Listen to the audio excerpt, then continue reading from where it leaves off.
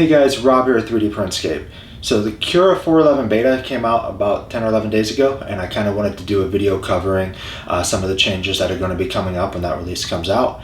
If they end up making any significant changes between now and when it actually gets released, I'll update this video or just add a couple things to the description if it's just a couple of small changes. Overall, I gotta say that Cura is doing a great job with releases, better than a lot of the other slicers.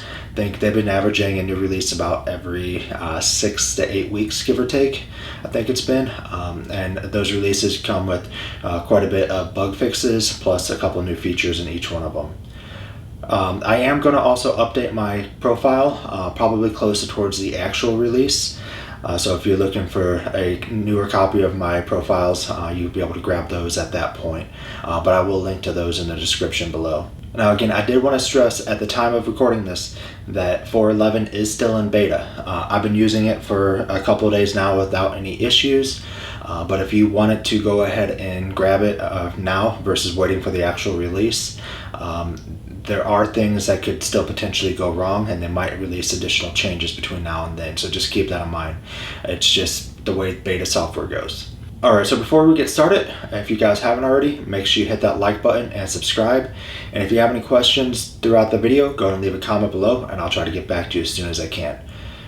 Alright, so let's go ahead and jump over to the computer. Alright, now that we're here at the computer, I wanted to go through some of the things we're going to cover in this video. The first thing is I'm going to show you really quick how to actually get the 4.11 beta. It's in a slightly different location. Then we'll talk about some of the actual changes for this version. I'll go through showing you some of the changes in Cura, and then we'll talk about one of the changes which affects the actual top layer. So I actually did a couple prints there. I kind of show you the difference on those as well. Alright, so the first thing is let's talk about the downloads. So here I'm at the Cura download page. Typically, if you're just getting the latest release version, you'd go right here to download for free. But since this is still beta, you'll go to try Cura 4.11 beta. And then down at the bottom, you would just go ahead and download the version that you need for your system. Most likely, if you're on a Windows machine, you're going to want this 64-bit, so this top one right here.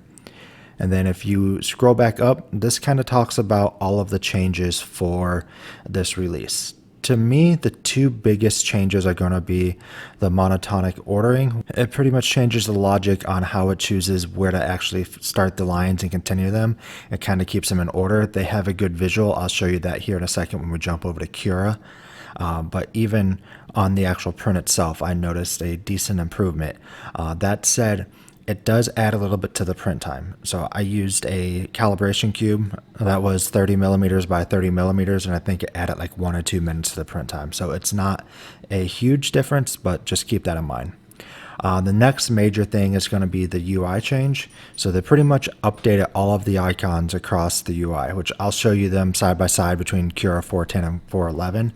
I'm still getting used to the new icons, but I do think they are pretty nice.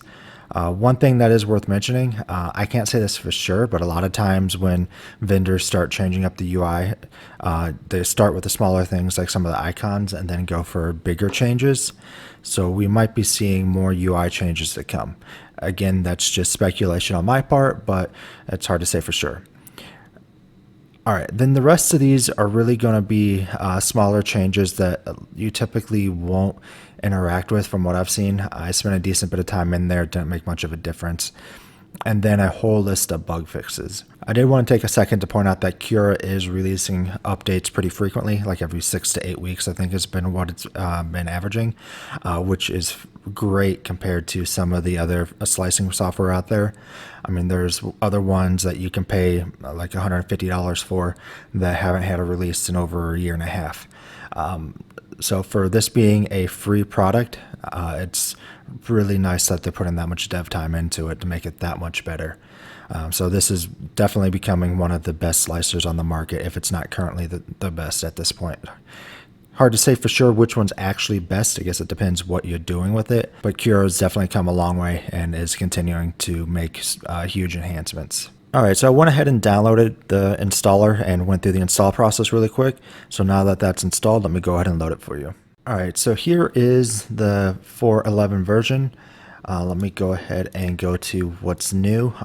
I wanted to, well, we already talked about the icons, which I'll show them a bit more here in a second. Here is the monotonic ordering. As you can see, it's basically changing the way some of the ordering is, just to keep things more consistent. It's helping with some of the tracking. It's not going to be the quickest, but from what I'm able to understand, it changes the logic and kind of groups them together to make the print a little bit smoother. And I was able to notice that on the actual test print that I did as well. All right, so the first thing I wanted to do is kind of talk about the icons here. So to do that, I kind of loaded 410 and 411 side by side. As you can see here, I mean, pretty much every icon has changed. They all look slightly different, including all of the actual top layer icons for like your walls, quality, line thickness, and such. Then even clicking on the object, those have changed as well. So for example, move actually looks more like a move arrow, kind of indicating you can move in either direction. Scale, same thing, just makes more sense. The rotate kind of does the same thing.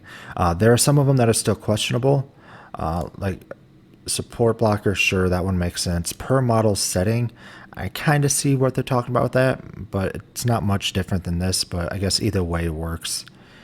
And then mirroring is just that. So overall, I mean, it looks like, from what I can tell, they pretty much updated every icon. In your folder here, just general icons around the material you're using, etc., which is cool. And then I think it's going to take a little bit of time to get used to, but I'm starting to like it. All right, so let me go ahead and close out 410 and just open up 411 real quick. All right, so now that I just got 411 up, before I start talking about the monotonic ordering, I was curious what you guys think of the icons so far. So go ahead and leave a comment below. Let me know what you guys think. Again, I know a lot of this is going to be preference. I'm still getting used to them, just like any other UI type change, but so far I'm liking them. All right, so with the monotonic ordering, it's going to be under your top and bottom layers, and it's going to be right here. One thing I wanted to point out is this was hidden by default. I had to go into the settings here and go ahead and unhide it, basically just by checking this box here, then closing it. You can also search for it here, then it will show up as well. But to enable it, once it's visible, all you got to do is check the box. And then, like I mentioned before, it did add a little bit to the print time. So I think with it, this was an hour and 20 minutes for this test cube, and without it, we're at an hour 19. So it was like a minute difference. I think on one of the tests I did, it was 2 or 3 minutes, but it's slightly larger. So again, not a huge difference, just something to keep in mind. If it's not needed, I wouldn't go ahead and check the box. But if you have any type of larger flat surfaces from just a couple tests that I've ran, it definitely did make an improvement, which I will show you a couple of those test prints here in a minute. Again, not much to really show here. It's just really making sure that that's enabled, and then selecting it when you're wanting to use it, and making sure you know that it does add time to the print. Outside of that, most of the other features were just hidden because there were bug fixes, stuff like that. But if you have any questions about what we covered today, or would like to see any other videos, go ahead and leave a comment below or join us on Discord. And then now let's go ahead and jump over to those test prints. All right, so I wanted to do a quick overview of the monotonic changes. I have two cubes here. It's just basically a calibration cube. I just bumped it from 20 millimeters to 30. This one here, I had monotonic disabled, and I enabled it on this. So as you can see here, when enabled, it is a little bit smoother, and the lines are going to be more consistently going in the same direction versus where it's jumping all over the place. So if you have a print with a large top surface that is flat, similar to this, it might be worth enabling it. Now keep in mind, it does slow down the print, and it's not going to be completely smooth. I think it added maybe 2 or 3 minutes to the print time, and the top layer does look better, so I was pretty happy with it. It didn't use any extra filament or anything like that. So I'll probably be using it more often on the flat surfaces like that. Another thing I was just playing around with, I did the same thing on this one, but I used ironing so it gave it that smooth finish at the top. Thought it was kind of cool. I wouldn't do this for a lot of my prints, and it did take a lot more time because it goes really slow and kind of melts the top surface. But it's, again, just an extra tool to add to your tool belt for some of the prints that might benefit from it. Alright guys, so that was a quick overview of Cura 411. The main two features that were added were the monotonic printing, which I talked about a little bit with our blocks here, and then pretty much complete UI overhaul, changing all of the icons for all of the buttons and imaging around. I expect that they'll probably do some more changing on the UI coming up again in the next couple releases. Anytime that they're doing major changes around buttons and things like that, you typically see larger UI changes coming, but I might be wrong. If you have any questions about what you saw or would like to see any other videos, go ahead and leave a comment below and I'll try to get back to you as soon as I can. Thanks.